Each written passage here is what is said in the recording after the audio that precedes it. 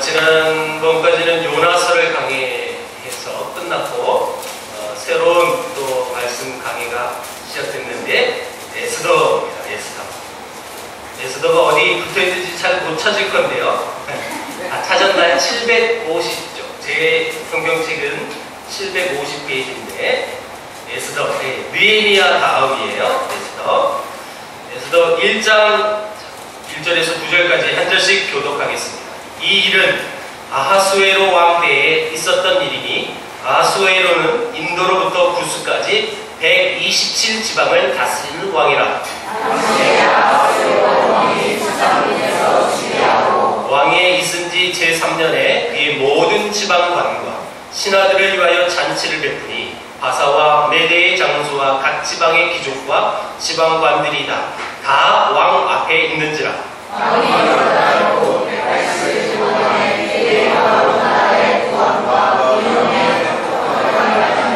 이 날이 지남에 왕이 또 도성 수산에 있는 귀천간의 백성을 위하여 왕궁 후원들에서 7일 동안 잔치를 베풀세.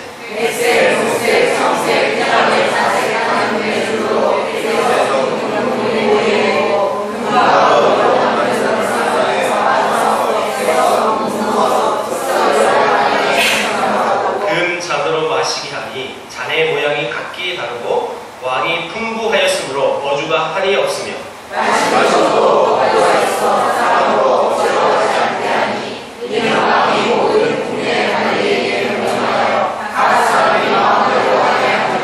구절 같이 있습니다.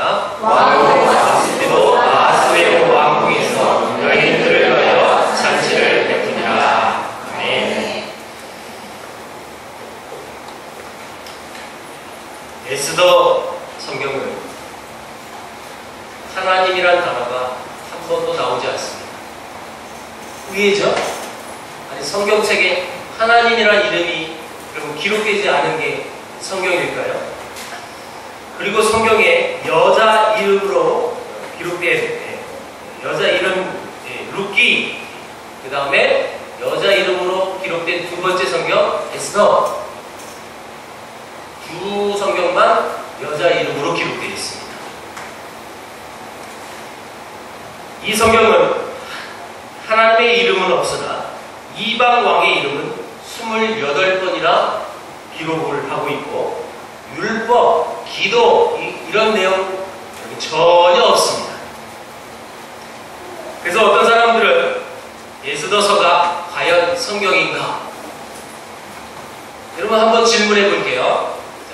하나님 이름도 없어요. 뭐 하나님에 관련된 실제로 그런 얘기는 없어요. 에스더가 왕비가 되는 거예요. 외국에서.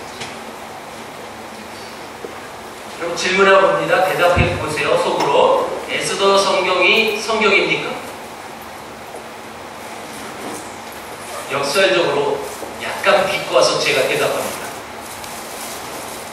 이게 성경이 아니면 여기 기록되어지지 않았을 것입니다.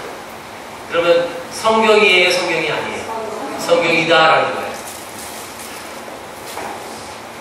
어떤 주석가는 하나님의 이름은 없지만 이 에스더서는 하나님의 손길이 여기 있다라고 평가했어요. 하나님의 이름은 실제로 기록되지 않지만 하나님의 손길이 여기 있다라고 이 성경을 해석했다는 거예요. 하나님의 손길, 우리 이걸 하나님의 역사 이렇게 불러요. 오늘 제목이 뭐예요? 하나님의 역사.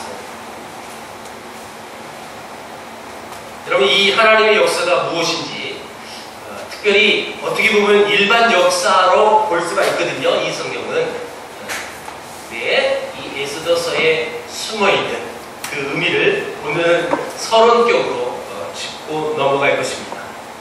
이 본문에는 이 아하수에로라는 왕이 나오는데 왕뿐만 아니라 오늘 1장 전체에는 연애가 총 3번 나옵니다. 3번. 여러분 보통 고대 세계의 왕들이 이렇게 거창한 잔치를 베푸는 것은 목적이 있는 거예요. 그냥 무의미하게 난 넘쳐나. 그래서 이거 주체할 수 없어서 그냥 잔치하는 거야. 그게 아니에요. 목적이 있어요, 목적. 물론 여러분 이 목적은 자기 부와 자기의 권력을 과시하는 목적도 분명히 여기 포함되어 있습니다. 근데 이 아하수에로라는 왕이 당시 통치했을 때 성경이 이렇게 기록했어요. 127개의 도를 다스리고 있었다. 인도로부터 해서 구스까지. 여러분 인도는 지금 인도고요. 구스는 어디죠? 구스. 에티오피아. 그러니까 인도에서 아프리카까지 어마어마한 땅을 다스렸던 나라의 왕이 아하수에로예요. 터키, 이란, 이라크, 파키스탄, 인도 북부, 요르단, 레바논, 이스라엘, 수단, 에티오피아, 아라비아 이런 이 지역이 현재 이렇게 불려지는 나라가 있는 거예요. 그는 수산궁에서 즉위했고 3년 후에 모든 방백, 모든 신복들을 모아가지고 잔치를 벌였는데 그럼 성경에 며칠 했다고 그랬죠? 며칠? 180일. 그럼 몇 개월이에요? 네? 6개월. 6개월 잔치하는 곳 있어요? 네. 여러분 6일회도 어마어마한 건데 사실. 네. 6개월을 잔치를 했어요. 아마도 한꺼번에 127개의 교회의 모든 지도자들 다 데려와서 여러분 한꺼번에 하지는 않았을 거예요. 그러면 이 나라 전체 행정이 마비가 됐을 테니까 뭐 어떤 방법이든 상관없이 어찌됐든 그 6개월 동안 계속 로테이션을 했던 상관없이 계속 신하들을 초청해서 잔치를 벌였습니다. 왜 이런 거창한 잔치를 했을까요? 성경에는 이렇게 기록합니다. 4절 보세요. 이 잔치를 벌인 이유를 설명했어요. 4절 읽어볼게요. 시작. 왕이 여러 날 곧 180일 동안에 그의 영화로운 나라의 부함과 위엄의 혁혁함을 나타내라. 그 나라의 부함과 그 나라의 위엄을 그 위엄의 혁혁함을 나타내려고. 한마디로 표현할게요. 뻐길라고. 이해됐죠? 나 이런 나라의 왕이야. 여러분 127개의 도에 다스리는 그 통치자들 다 불러 모아서 나 이런 나라를 다스리는 왕인데 이만큼 힘이 세. 우리나라 진짜 짱이지. 힘 너무너무 넘쳐. 이것을 실제로 보여주려고 각도의 신하들을 초청했다는 것입니다. 그리고 5절 보세요. 5절 시작. 이 날이 지나매 왕이 또 고성수산에 있는 위천간의 백성을 위하여 왕국 후원뜰에서 7일 동안 잔치를 베풀세. 여러분 이 나라 이런 도성이 수산이에요. 네, 수산. 네. 노량진 수산시장 말고요. 네. 이름이 수산이에요. 네. 근데 이 수산 도성 수산에 있는 귀천간의 백성들을 위해서 또 7일 동안 일주일 동안 잔치를 벌였대요. 왜요? 이 도성에 있는 수산궁에 있는 이 백성들이 6개월 동안 잔치를 벌인 주도자잖아요. 네. 그러니까 여러분 6개월 동안 잔치를 벌였던 너희들 수고했어. 위로잔치예요. 위로잔치. 그 잔치의 분위기가 6절에서 8절 동안 잘 설명했어요.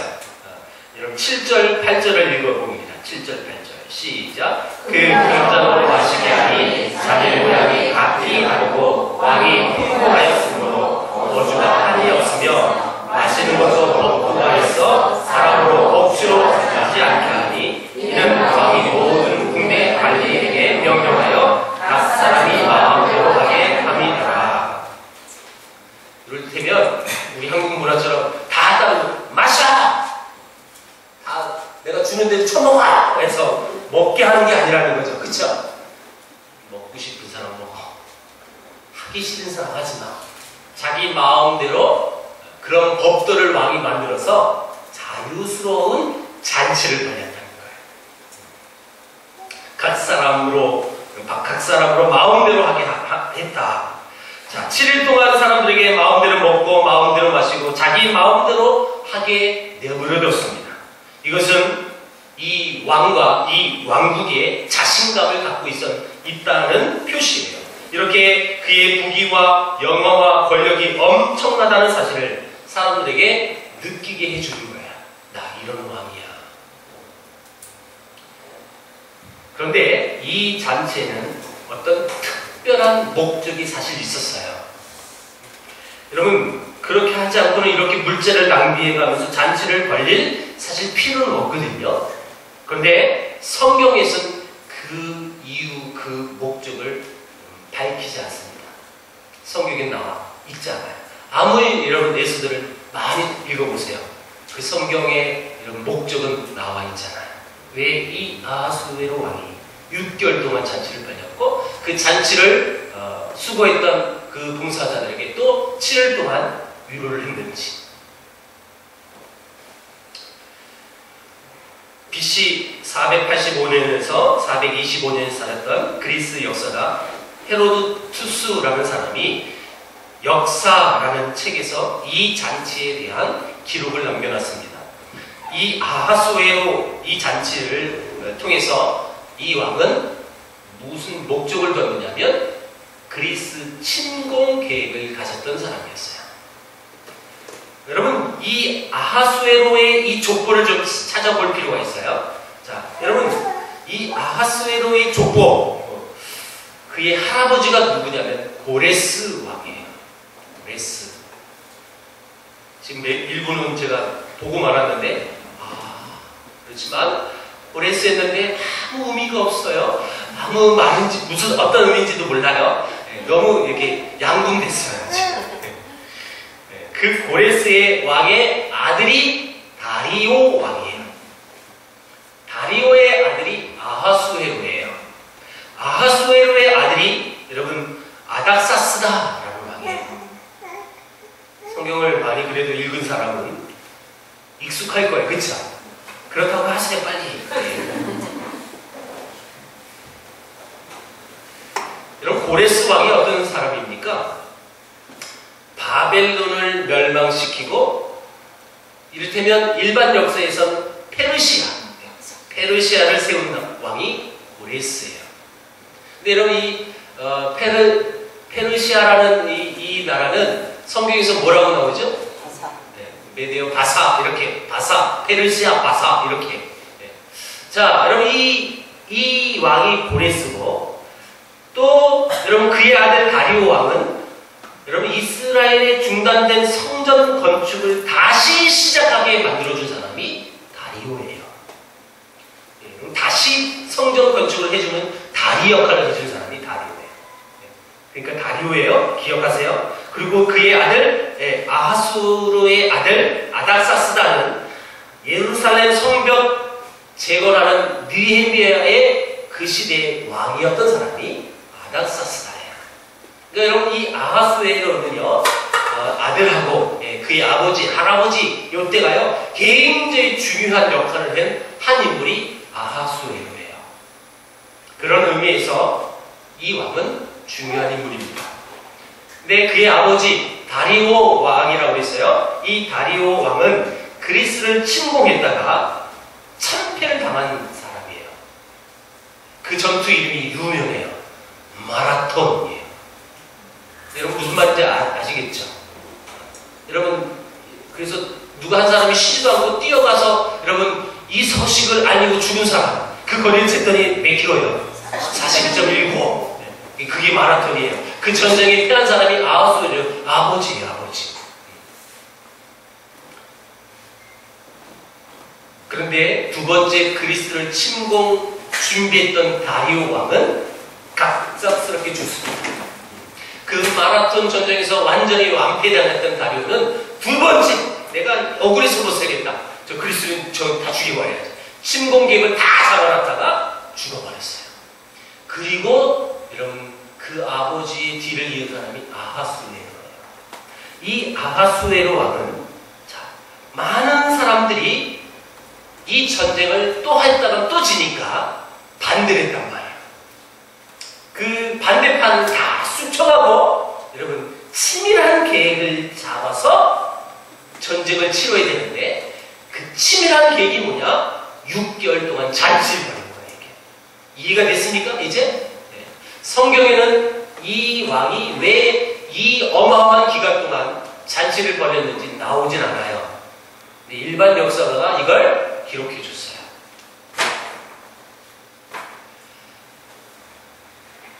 그래서 자기 자신의 세력하에 있는 모든 신하들을 불러놓고 각 또의 통치자들 다 그들의 마음을 굴복시키기 위하여 여러분 6개월 동안 잔치를 벌여서 다 오게 만들었어요. 그리고 엄청난 부와 이 건축물들을 보여주면서 거기 모인 사람들이 감탄하게 만들고 그리고 나의 모든 계획에 승복하게 만든 다음에 그 다음에 뭐 하려고요? 전쟁을 하려고. 사실 우리는 이렇게 힘이 있다. 그러니까 너 까불지 마라. 이 모습은 사실 과시죠, 과시. 결국 이건 자기 자신의 나약함을 감추는 위장 행위일 수밖에 없습니다. 여기서 우리는 바로 세상의 모습을 바라볼 수가 있어요. 세상의 가치관, 세상에 움직이는 이런 모든 패턴은 이런 패턴이에요. 나 이렇게 힘세. 자기 자랑을 하고 과시를 합니다. 저는 새로운 사람들을 참 많이 만나는 편에 속한 사람인데 처음 만날 때 나는 부리고 했어요. 나 이런 사람이야.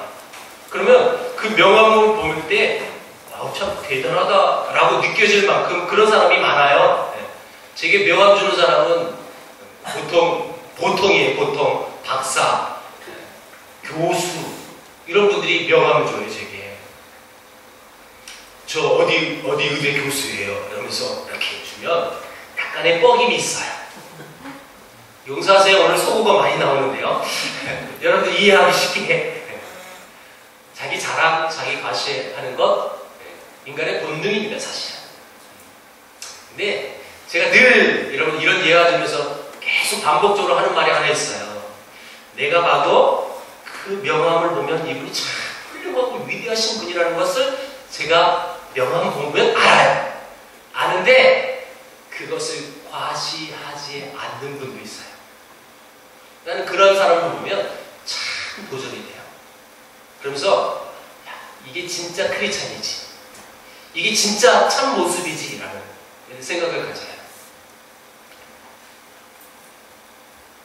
자기 과시하고 여러분 자기를 나타내는 건 아까도 얘기했지만 자기 자신의 힘 속에 있는 어떻게 보면 그렇게 훌륭하게 보여지지만 여전히 내 안에 어떤 열등감을 갖고 있는 거예요. 그러니까 자기를 내세우는 거예요. 약한 모습을 보이면 당한다는 의식이 세상 의식입니다. 빠지면 살아남을 수 없다. 이게 세상 방법이에요. 그리고 우리는 그런 세상에 사실 지금도 살고 있어요. 그래서 이 아하수에로 왕은 즉위한 지 3년 만에 6개월 동안 잔치를 벌이고 그리고 실제로 전쟁을 시작했습니다. 살라미스 해전에서 철저하게 또 패배합니다. 그리고 그 다음에 여러분 1년 뒤에 또 플라타니아라는 곳에서 또 전쟁을 했는데 또 패배합니다. 이 6개월 동안 잔치 벌렸다가 2번이나 전쟁을 했는데 완전히 패배했어요. 그리고 나서 여러분 새로운 왕비를 뽑는 게 에스더예요. 에스더에는 이게 주 내용이 사실은. 근데 사실 이런 의미는 많이 지금 내포되지 않아요. 그렇다면 아하수에로가 자랑하는 것들이 사실 얼마나 덧없는가를 우리에게 잘 보여주고 있는 내용입니다. 나 이렇게 힘이 세. 내 모든 계획은 철저하고 완벽해. 그러니까 너희들 따라와. 무슨 잔말이 많아. 우리 아버지는 이렇게 전쟁하다 죽어 이제 끝났는데 나는 회복할 거야. 복수를 갈고 아무 의미 없는 전쟁을 치를 거야. 그런데도 사람들이 이 덧없는 부, 명예, 학문, 이런 지식, 인맥 이런 자랑에 빠져 있는 걸 보면 여러분 우리는 참 안타깝게 볼 수밖에 없어요. 180일간의 잔치 그리고 그 외에 위로잔치였던 7인 잔치 엄청난 물자를 쏟아붓고 먹고 마시고 노래하며 춤췄는데 그래서 그 모든 것을 다 향신했는데 이것이 사실은 전쟁으로 끌어가려고 했던 한 왕의 속임수였다는 거예요. 여러분, 이런 세상 속에서 사는 우리 그리스도인들은 과연 어떻게 살아가야 잘 살아갈 수 있을까요? 어쨌든 역사는 이런 사실들을 우리에게 알려주지만 성경은 사실 그 사실에 침묵하고 있다는 거예요. 이 비밀, 여러분, 이 아하수에로 왕이 이 잔치를 벌일 수밖에 없었던 그 속 비밀은 성경에 침묵하고 있는 거예요. 지금 안 나온다니까요, 여러분. 침묵하고 있지만 이 아하수에로의 이런 속마음이 잔치로 나타났고, 이 잔치를 통해서 실제로 에스더 2장에선 에스더라는 이 이스라엘 한 여인이 어떻게 아하수에로의 왕비가 되었는지를만 보여주는 게 성경이었어요. 이 전쟁의 얘기는 없습니다. 없고, 어찌됐든 그 다음 사건이 에스더가 왕비가 되는 사건이에요. 왜 성경은 왜 침묵하고 있을까? 그것보다 더 중요한 것은 성경은 그것을 말하고 있지 않지만 일반 역사를 이거하고 비교했을 때 이게 숨은 뜻은 우리가 일단 발견했어요. 그리고 에스더가 왕비가 됐어요. 분명히 이곳에 하나님의 의미, 하나님의 섭리, 하나님의 뜻이 분명히 여기에 포함됐다는 거예요. 그래서 하나님이라는 이름이 없음에도 불구하고 이게 정경이 돼서 우리 손에 지금 들려 있는 거예요. 그럼 이런 아주 몰상식하고 자기의 계획만을 위하여 잔치도 벌려가면서 전쟁을 치렀던 이 왕의 왕비가 된 게 뭐가 중요하느냐? 이렇게 볼 것이 아니라 에스더가 왜 왕비가 될 수밖에 없었는지를 우리는 그 의미를 아셔야 된다는 거예요. 그게 하나님의 역사라는 거예요. 자, 우리는 결론을 알고 있어요. 이 에스더 이스라엘 포로로 잡혀갔던 그 여인이 왕비가 됐어요. 왜 왕비가 됩니까? 하만이라는 아주 못된 인간이 하나 있었어요. 그렇죠? 그 하만은 이 이스라엘 백성들을 딱 죽여버리려고 했어요. 몰살할 계획을 갖고 있었어요. 그런데 에스더라는 이스라엘 여인을 왕비로 만드셔서 이스라엘 백성들을 도말시키지 아니하신 하나님의 계획이 여기에 숨어 있다는 거예요.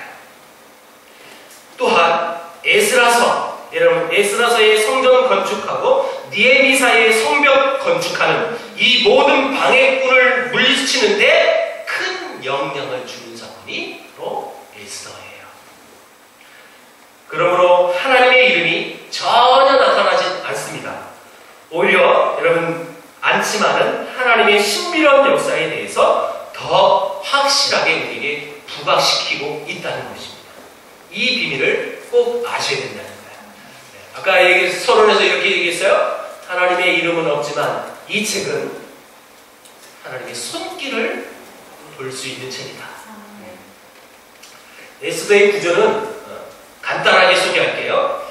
에스더의 구조는 1장에서 우리가 읽진 않았지만 왕후가 이 구절에 이렇게 기록했어요. 이 왕후 와수디도 아하수에로 왕궁에서 여인들을 위하여 잔치를 베풀었어요. 이게 이제 세 번째 잔치인 거예요.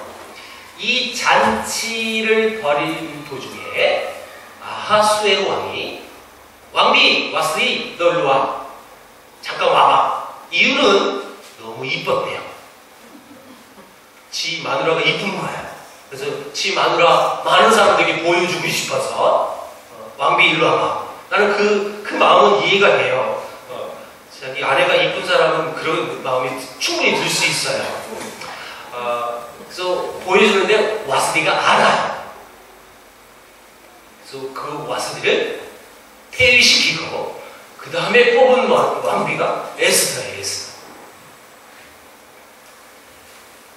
2장에서 5장은 여러분 죽음에 직면하고 하만과 모르드게가 드디어 4장부터 충돌하기 시작하면서 이 잔치를 배설한 에스더 죽으면 죽으리라 하면서 나가는 것이에요. 왜요? 자기 동족을 살려야 되니까. 죽음을 각오하고 감히 왕비가 두 번째 뽑은 왕비가 왕이여 오시라는 거예요. 여러분 허락 없이 가면 안 되잖아요. 그런데 죽으면 죽으리라 하면서 그 일들이 진행되어지고 6장 1절에는 그 밤에 왕이 잠을 못 이룰 수 있도록 하나님이 역사하셔서 그리고 하만과 모르드게가 충돌하면서 결국 모르드게가 승리하고 모르드게가 여러분 존귀하게 여기면서 이를테면 총리가 됩니다. 8장부터 9장 결론적으로 그래서 여기서 여러분 하나의 절기가 하나 생긴 게 불임절이죠. 그리고 10장에서 끝나는 거예요.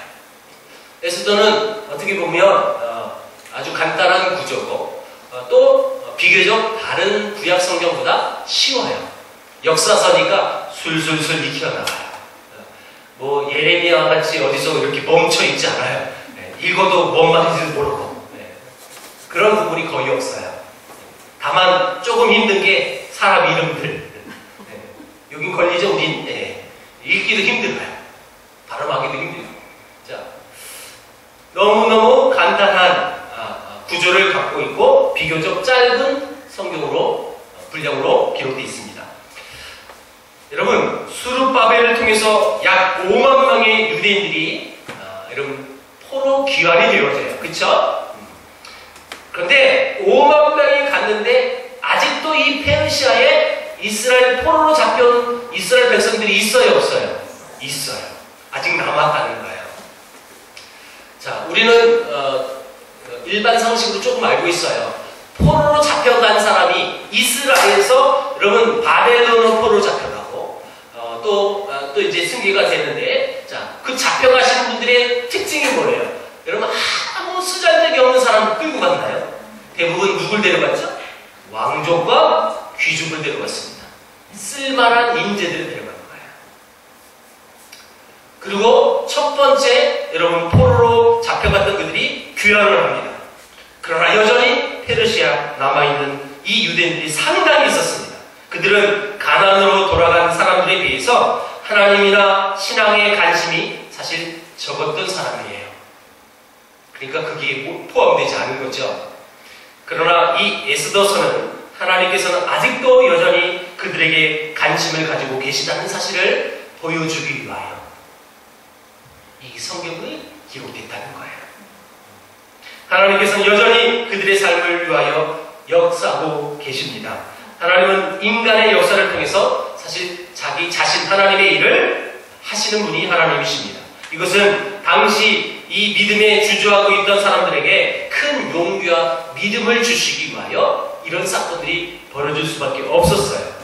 사람들은 자기의 부를 과시하고 자기의 야망을 이루기 위해서라면 여러분 야망을 이루기 위해서 일을 하고 또 세상의 역사가들은 이런 사람들을 중심으로 해서 역사를 기록할 수밖에 없어요.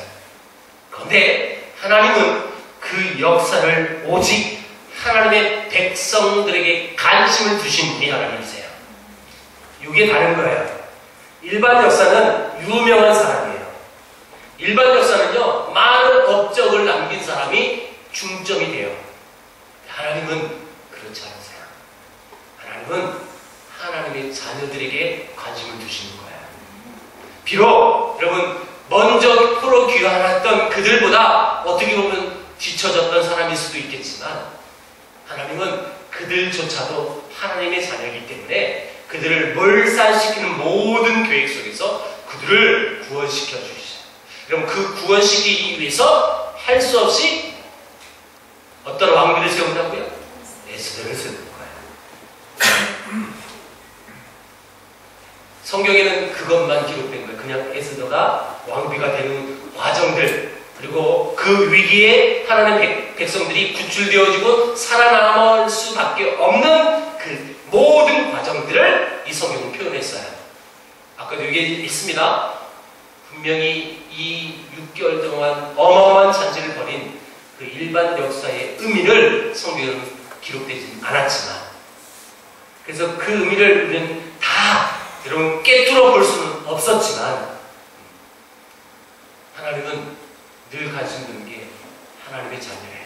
비록 부족하고 비록 어떤 앞서가는 사람들처럼 존귀하게 여김을 받지 못할지언정 그럼에도 불구하고 나의 아들이다, 내 딸이다 라는 이 관심이 하나님의 관심이에요. 저는 역사를 사실 가게하는 사람이잖아요. 하나님의 역사, 여러분, 하나님의 역사와 일반 역사, 하나님의 역사를 가게하는 사람은 사실 일반 역사를 많이 알아야 돼요, 사실은요. 팩트거든요. 일반 역사 속에서 나타난 그 사건과 그 사건 속에서 우리는 일반적인 역사만 바라볼 수밖에 없는 시각에 여러분, 아주 편중되어 수밖에 없어요. 그런데 그 일반적인 역사 속에서도 분명히 하나님의 역사가 있었다는 거예요. 근데 그 시대의 그 사람들은 그것을 보지 못해요. 그래서 오만과 편견에 빠질 수밖에 없고, 그리고 하나님을 잘못 이해해요.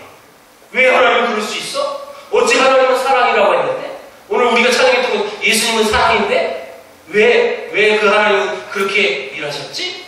이렇게 보는 견해가 참 많습니다. 근데 저는 느꼈어요.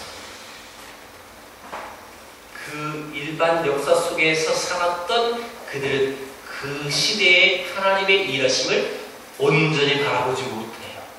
근데 먼 훗날 역사가 흐르고 나니까 그 아픔이, 그 슬픔이 훗날 그 시대는 분명히 아픔이었거든요. 근데 그 아픔을 시작으로 해서 하나님은 놀라운 복음의 열매를 맺게 한다는 거예요. 역사가 한참 지난 다음에 그 열매를 우리가 보게 되니까 그 시대의 사람들은 모를 수밖에 없었겠지만 먼 나중에 역사가 흐른 다음에 보니까 하나님이 이것도 일하셨던 거구나.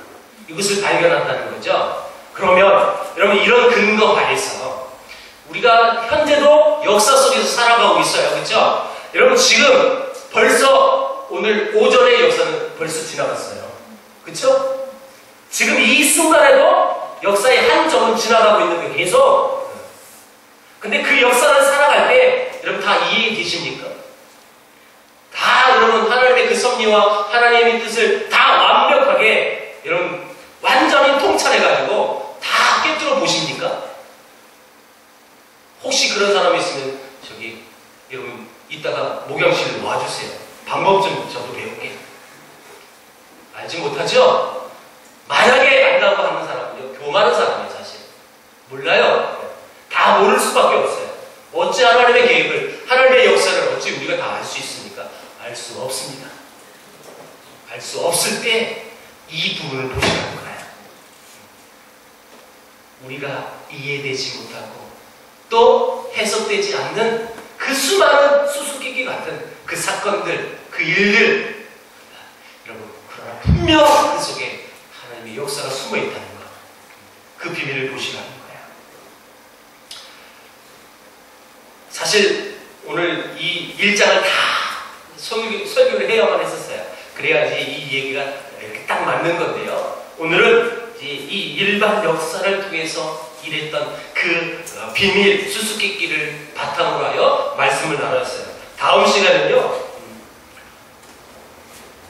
어떻게 하나님이 역사를 하는지, 어떻게 하나님이 사람을 통해서 역사하시는지, 그것들을 이제 보게 될 것입니다. 이제 말씀 맺겠습니다. 오늘 이 말씀의 여러분 결론은 이렇습니다.